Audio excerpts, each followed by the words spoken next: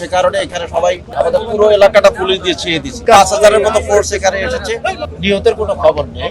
এই উদ্ধার কাজে কোনো নিচে করে গেট রয়েছে,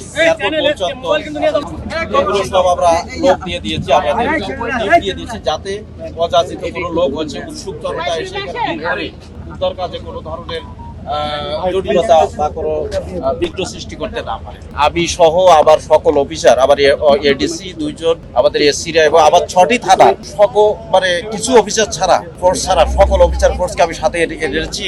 এখানে তারা এসে পুরো রাস্তাটা যাতে এখানে পানির গাড়ি আসতে ছিল, পানির গাড়িটা যাতে আসতে পারে বা উদ্ধার কাজে যদি কেউ আহত হয় বা কেউ যদি ভেতরে আহত নিহত থাকে তাদেরকে হাসপাতালে নিতে যাতে কোথাও কোনো সমস্যা না হয়, এই জন্য আমরা রাস্তাটা ক্লিয়ার করছি। আমাদের ট্রাফিক বিভাগের সাথে কথা হয়েছে, তারাও ভালো কাজ করেছে। এখানে আমরা সেখানে দেখেছি প্রচুর মানুষজন আসতেছিল, বাট আমরা গেট যেহেতু বন্ধ করেছি, মানে ক্লোজ, মানে গেটটা নিয়ন্ত্রণ করেছি, যারা কার্ডধারী লোক ছাড়া বা সাংবাদিক বৃন্দ ছাড়া কেউ আসতে পারে। সে কারণে এখানে সবাই আমাদের পুরো এলাকাটা পুলিশ দিয়ে ছেয়ে দিচ্ছে। আমাদের মাননীয় পুলিশ কমিশনার স্যার এটা জানার সাথে সাথে পর্যাপ্ত এখন প্রায় 5,000-এর মতো ফোর্স এখানে এসেছে।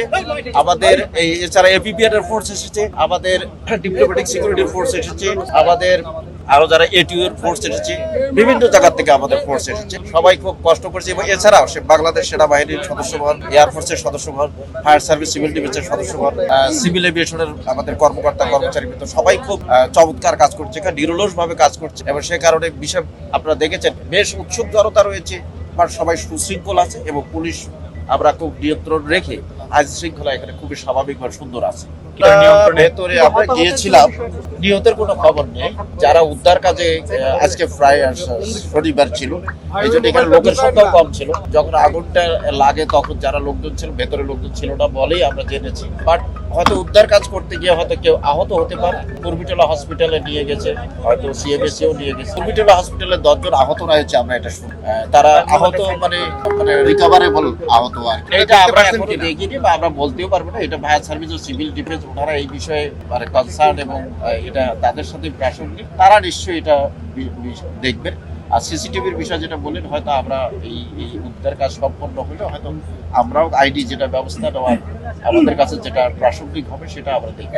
আমি দেখেছি কয়েকজন উদ্ধারকারী যারা ফায়ার সার্ভিস সিভিল ডিফেন্সের লোকজন। আমাদের এই কাজে আমি বলবো আমাদের এডিশনাল কমিশনার ক্রাইম অফিসার এসেছেন, নজরুল স্যার এসেছেন আমাকে হেল্প করার জন্য। উত্তরার থেকে আমাদের তেজগাঁয়ের ডিসি সাহেব এসেছেন, যে বিজান এসেছেন, আরো আমাদের অন্যান্য অফিস ডিভিশনের অফিসাররাও এসেছেন। এবং আপনারা দেখেন রোডও আমাদের খুবই সুশৃঙ্খল রয়েছে এবং আমাদের উদ্ধার কাজটা আমাদের সকলের সহযোগিতা, আনসারও এখানে আছে, সকলে মিলে এখানকার পরিবেশ উদ্ধার কাজটা খুব সুশৃঙ্খল ভাবে হচ্ছে। আমরা তো উদ্ধার কাজ নিয়ে এখন ব্যস্ত, পরবর্তীতে হয়তো ইনভেস্টিগেশনে হয়তো আসবে অ্যাকচুয়ালি হোয়াট হ্যাপেন, কি